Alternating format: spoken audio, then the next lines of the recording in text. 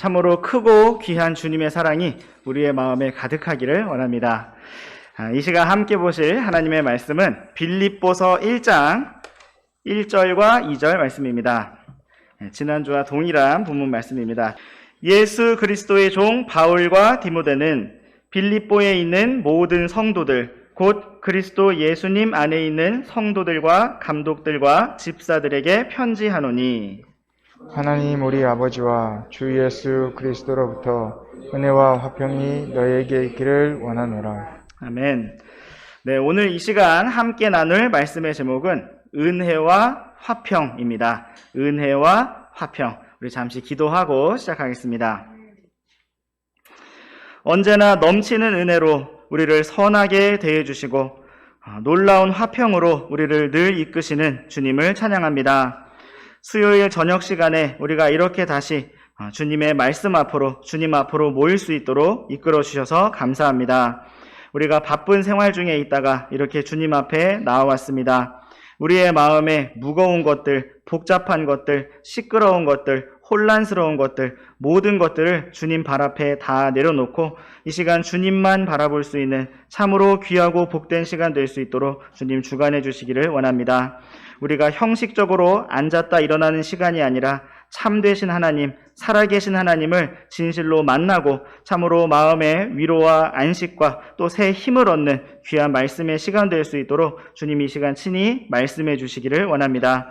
이 시간을 주님의 손에 온전히 맡겨드리며 우리 주 예수 그리스도의 이름으로 기도드렸습니다. 아멘. 네, 오늘 말씀의 제목은 은혜와 화평입니다. 오늘날 메마른 광야와 같은 이 땅을 지나는 우리에게 꼭 필요한 것이 있다면 바로 은혜와 화평입니다. 은혜가 없다면 우리는 아무것도 할 수가 없고 은혜가 없다면 주님과의 화평도 누릴 수가 없습니다. 그러나 우리에게 은혜가 있고 화평이 있다면 우리는 다시 힘을 내어 오늘을 살아갈 수가 있고 모든 것을 할 수 있습니다.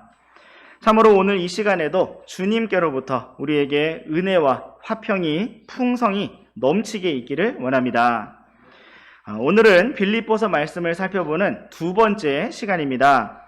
지난 시간에 우리는 빌립보서 말씀을 기록한 사도 바울이 로마 감옥에 갇힌 상태에 있었다라는 사실을 살펴보았고 또 사도행전 말씀을 통해서 빌립보 교회가 어떻게 세워지게 되었는지를 살펴보았습니다. 가장 먼저 자주색 옷감 장수였던 루디아 자매의 집안이 구원을 받았고 다음으로 빌립보 거리에 있던 사람들과 또 감옥에 있던 사람들이 복음을 들었으며 빌립보 감옥의 간수와 그 집안이 구원을 받았던 이야기를 우리가 살펴보았습니다. 사도 바울은 억울하게 매를 맞고 감옥에도 갇히며 많은 제한을 받는 상황 속에서도 물러서거나 포기하지 않았고 여전히 하나님을 찬양하고 또 기도하면서 더욱 넘치게 주님을 섬기고 성도들을 섬겼습니다. 이제 오늘은 빌립보서 말씀을 우리가 직접적으로 살펴보시면서 오늘 우리가 믿고 따르는 진리가 무엇인지 또 우리가 어떻게 주님을 따르며 섬길 것인지 함께 생각해 보기를 원합니다. 주님께서 이 시간을 주관하시고 붙들어 주시기를 원합니다. 이제 먼저 우리 함께 빌립보서 1장 1절 말씀을 다시 한번 읽어보시겠습니다. 시작. 예수 그리스도의 종 바울과 디모데는 빌립보에 있는 모든 성도들 곧 그리스도 예수님 안에 있는 성도들과 감독들과 집사들에게 편지하노니. 네, 사도 바울은 디모데와 함께 빌립보서 말씀을 기록하기 시작하면서 자기 자신과 디모데를 예수 그리스도의 종이라고 부르고 있습니다. 사실 바울에게는 예수 그리스도의 종이라는 호칭 외에 조금 더 자랑스럽고 멋있고 참으로 좋은 호칭들도 있었습니다. 이방인들을 위한 예수 그리스도의 사도라든지 셋째 하늘에 올라갔던 자라든지 놀라운 신약의 신비를 계시받은 자라든지 많은 교회들을 개척한 사람이라든지 많은 사역자들을 길러낸 사람이라든지 영광스럽고 자랑스러운 호칭들이 더 많았을 것입니다. 아니면 정통 히브리 사람, 베냐민 지파 사람이라든지 태어난 지 8일 만에 할례를 받은 자라든지 바리새인 출신의 정통 유대인이라든지 태어날 때부터 로마 시민이었다는 자랑거리도 많았을 것입니다. 그러나 바울은 자신과 디모데를 단지 예수 그리스도의 종이라고 표현하였습니다. 이것은 바울이 어떠한 헌신과 어떠한 자세로 주님을 섬기고 있었는지를 보여주는 것이었습니다. 그의 마음에는 종의 형체를 입으시고 무명한 자로 이 땅에 오신 주 예수님의 생각이 있었습니다. 그는 자신이 주님을 섬기면서 무엇인가 대단한 일을 하는 대단한 사람이라고 여기지 않았고 다만 예수 그리스도의 종이라고 여겼습니다. 우리 함께 누가복음 17장 말씀을 보시겠습니다. 누가복음 17장 7절부터 10절까지 말씀을 번갈아서 읽어보시겠습니다. 그러나 너희 가운데 누가 밭을 갈거나 가축을 먹이는 종이 있으면 그가 밭에서 올 때에 즉시 그에게 이르기를 와서 앉아 음식을 먹으라 하겠느냐? 도리어 그에게 이르기를 내가 저녁을 먹도록 준비하고 또 띠를 띠고 내가 먹고 마실 때까지 나를 섬기다가 너는 그 뒤에 먹고 마시라 하지 아니하겠느냐? 그 종이 명령받은 일들을 했다고 해서 그가 종에게 감사하겠느냐? 나는 아니라고 생각하노라. 그런즉 이와 같이 너희도 명령받은 그 모든 일들을 한 뒤에 이르기를 우리는 무익한 종이니이다. 마땅히 해야 할 우리 의무인 그것을 우리가 하였나이다 하라 하시니라. 아멘. 네, 주 예수님께서는 종의 마음에 대해서 이렇게 말씀하셨습니다. 예수님께서는 당시에 주인을 섬기는 노예가 낮에 밭을 갈고 가축을 먹였다고 해서 많이 수고했다고 해서 누가 즉시로 음식을 대접받겠느냐고 물으셨습니다. 오히려 주인이 먼저 음식을 다 먹을 때까지 여전히 음식을 준비하고 섬긴다고 말씀하셨습니다. 그리고 그러한 일을 다 하고 나서도 명령받은 일들을 완벽하게 다 수행하고 나서도 감사 인사를 받지 않는다고 말씀하셨습니다. 왜냐하면 그것은 종으로서 당연히 마땅히 해야 할 의무였기 때문입니다. 우리는 기분 좋게 우리 자신이 주님의 종입니다 라고 말하면서도 때로는 대접받는 종, 감사 인사를 받는 종, 사람들이 알아주는 종이 되고자 할 때가 있습니다. 주님의 종으로서 마땅히 해야 할 일들을 섬긴 것뿐인데 그 일로 인해서 사람들에게 감사 인사를 받고 칭찬을 받고 높아지고자 할 때가 많이 있습니다. 그러나 예수님께서는 종의 마음이 그러해서는 안 된다고 말씀하셨습니다. 주님께서는 우리가 스스로 무익한 종으로서 마땅히 해야 할 의무를 하였을 뿐이라고 그렇게 말해야 한다고 말씀하셨습니다. 이와 같은 종의 길, 십자가의 길을 우리 주 예수님께서 먼저 걸어가셨습니다. 그리고 이제 우리에게 주님을 따라오라고 함께 가자고 부르고 계십니다.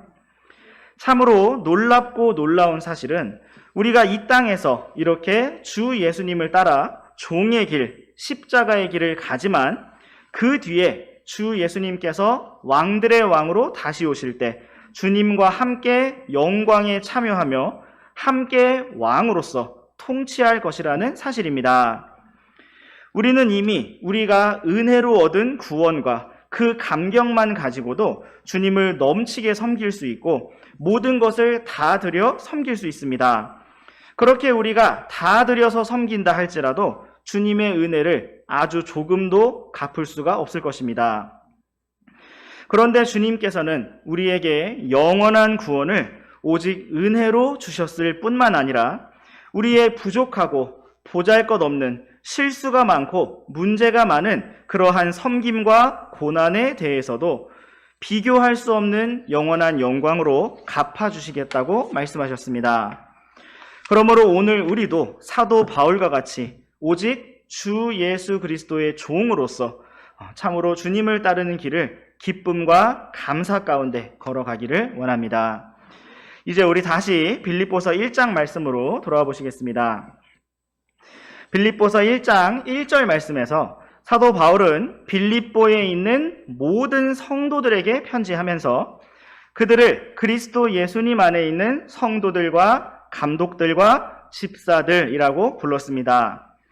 이 말씀은 신약 시대의 지역 교회 안에 존재하는 두 가지 직분을 언급해주고 있습니다. 어떤 분들은 신약 시대에 모든 믿는 자들이 제사장이며 모든 구원받은 성도들이 동등한 형제 자매이므로 교회 안에서 니골라당과 같은 계급주의를 만들어서는 안 되고 교회 안에서 어떠한 계급자나 직분자가 존재해서는 안 된다고 말합니다.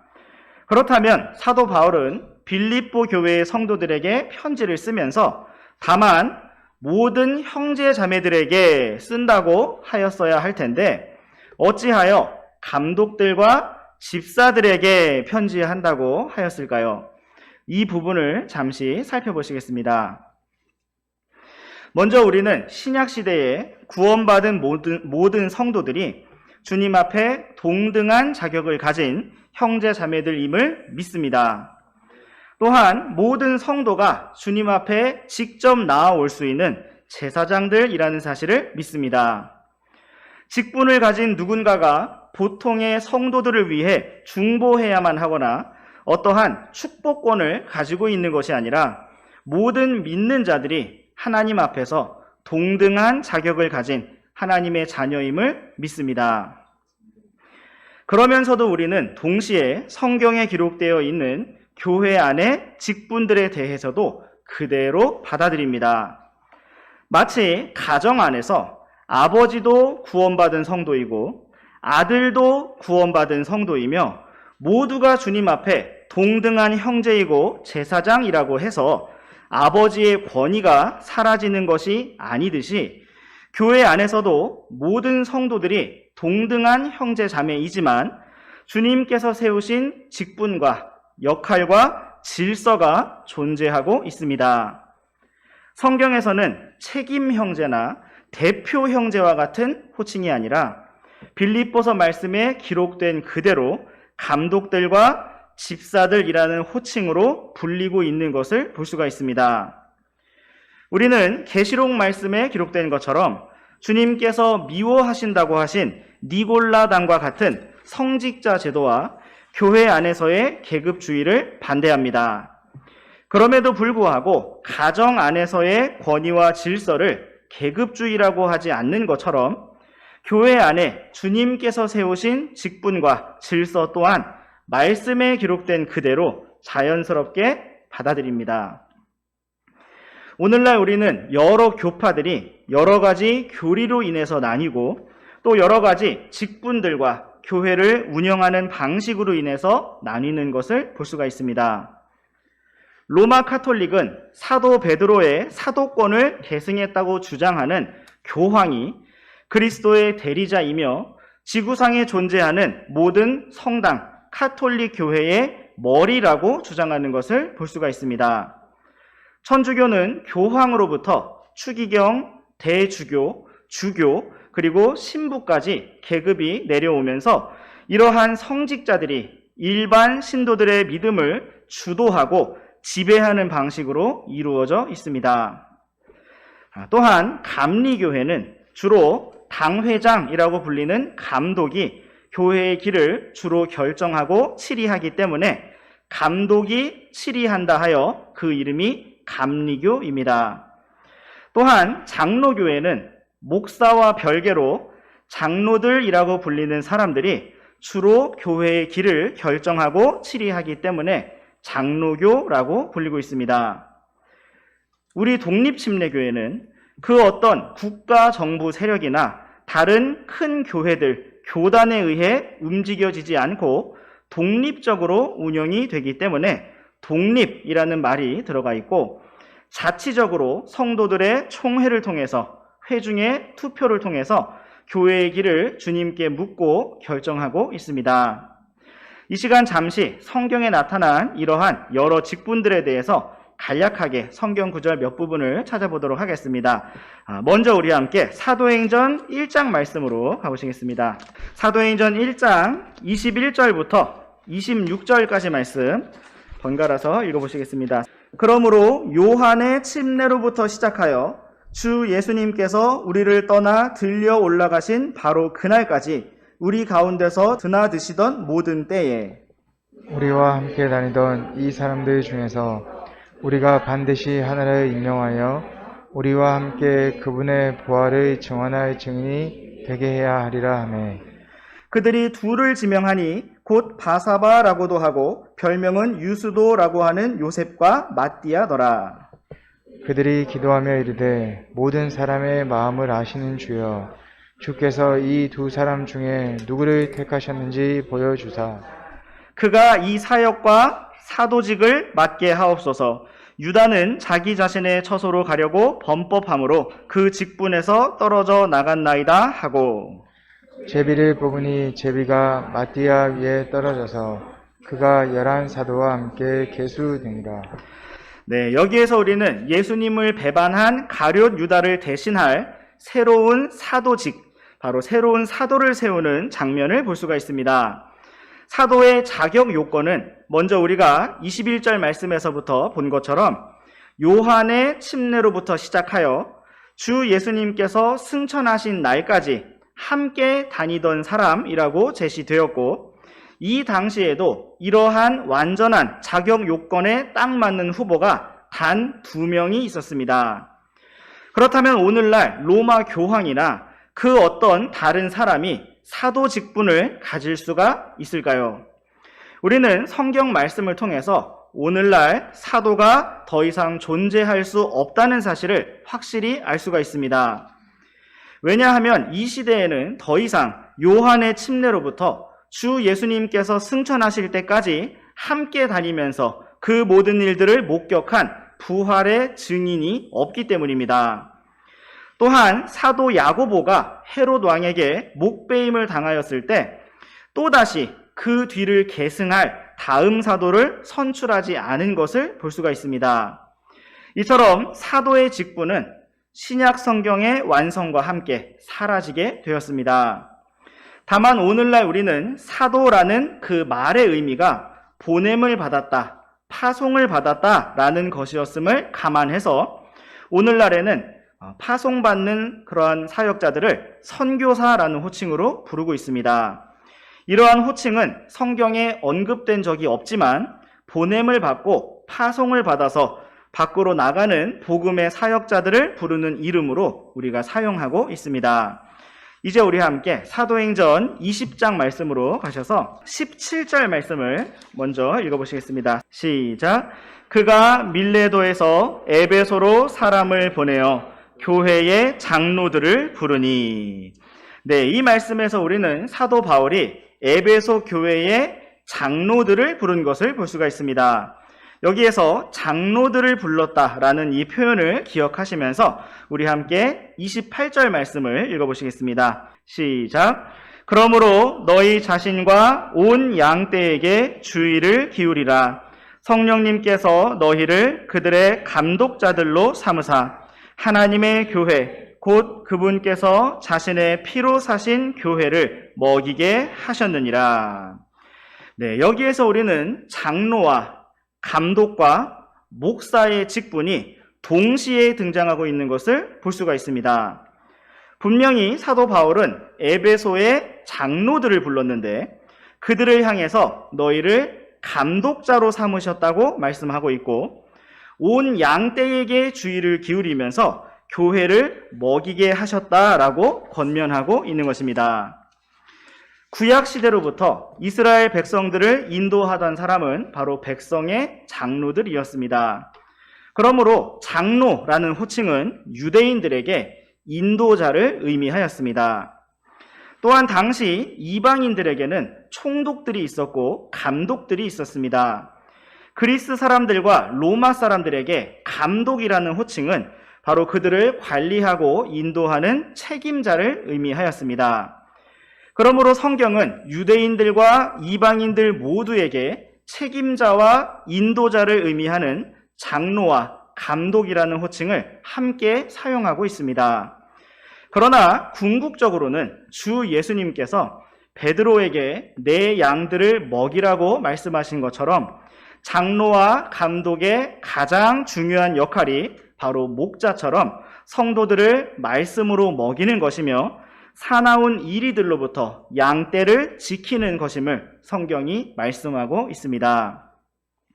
사도 바울은 여기에서 니골라당이나 종교 계급주의를 가르치고 있는 것이 아니라 다만 주님께서 교회 안에서 부르시고 세우시고 선물로 주신 말씀의 사역자들의 그 역할에 대해서 말씀하고 있는 것입니다. 그래서 오늘날 우리는 교회 안에 하나님께서 세우신 말씀 사역자를 가리켜서 목양자, 목회자, 목사라는 호칭을 사용하고 있는 것입니다. 그러나 성경 안에서 이 직분은 장로라고도 불리고 감독이라고도 불리고 있습니다. 이제 우리 함께 사도행전 6장 말씀으로 가보시겠습니다. 사도행전 6장 1절부터 4절까지 말씀 번갈아서 읽어보시겠습니다. 그 당시에 제자들의 수가 크게 늘어났는데 그리스말 하는 사람들이 자기들의 과부들이 날마다 주는 배급에서 빠짐으로 히브리 사람들에게 불평을 터뜨리매 그때 12사도가 제자들의 무리를 자기들 앞으로 불러 이르되 우리가 하나님의 말씀을 버려두고 상을 섬기는 것이 합당하지 아니하니 그러므로 형제들아 너희는 너희 가운데서 정직하다는 평판이 있고 성령님과 지혜가 충만한 7사람을 골라내라. 우리가 이 일을 그들에게 맡기고 오직 우리는 계속해서 기도와 말씀 사역에 전념하리라 하네. 네, 여기에서 우리는 초대 예루살렘 교회 안에 세워진 7명의 사람들을 볼 수가 있습니다. 그들은 히브리 사람들에게만이 아니라 그리스말 하는 이방인 성도들에게도 구제 사역이 잘 이루어질 수 있도록 정직하게 성령 충만하게 상을 섬기는 사람들이었습니다. 이렇게 뽑힌 7명의 사람들 중에는 5절 말씀에 나타난 것처럼 믿음과 성령님이 충만한 스데반과 빌립이 있었습니다. 스데반 집사님은 복음을 설교하다가 순교하였고 빌립 집사님은 에디오피아 내시에게 복음을 전했던 강력한 복음 전파자였습니다. 이처럼 예루살렘 교회에는 성령 충만한 집사님들이 세워졌고 성도들의 필요를 공급하며 섬기는 일을 하였습니다. 교회 안에서 모두가 주님의 종이고 모두가 제사장이고 모두가 동등한 형제 자매인 것은 맞지만 이렇게 어떠한 역할에 집중할 수 있도록 세워진 직분들이 있습니다. 우리는 성경 안에서 이렇게 세워진 직분들인 감독들과 집사들을 발견할 수가 있습니다. 또한 오늘날 우리는 성경에는 그 호칭이 없지만 교회 안에서의 필요에 따라 세워진 다른 많은 호칭들도 사용하고 있습니다. 앞서 언급되었던 선교사도 그러한 호칭 중 하나이고 우리는 찬양대장, 주일학교 선생님, 중고등부 선생님, 청년부장, 선교부장, 시설관리부장, 재정부장, 새신자부장 등과 같은 각종 섬김과 필요에 따라서 여러 호칭들을 만들어 사용하고 있습니다.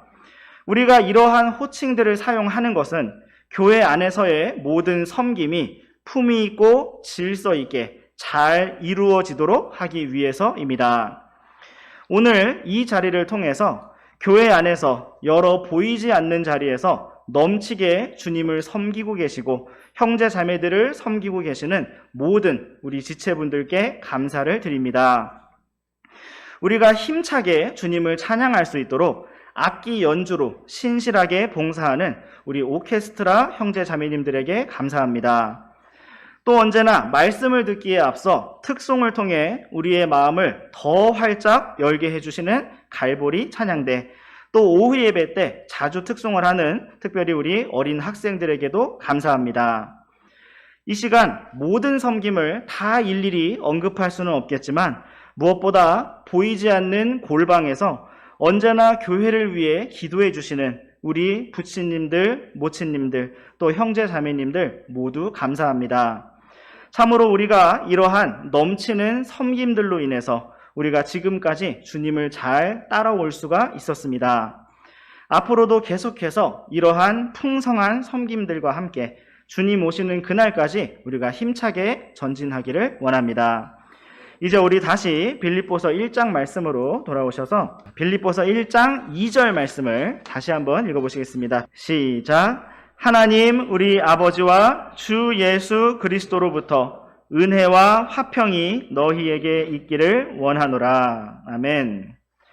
예수 그리스도의 종 바울과 디모데는 빌립보 교회의 성도들에게 편지하면서 그들에게 하나님 우리 아버지로부터 그리고 주 예수 그리스도로부터 은혜와 화평이 있기를 원한다면서 축복하는 인사를 전했습니다.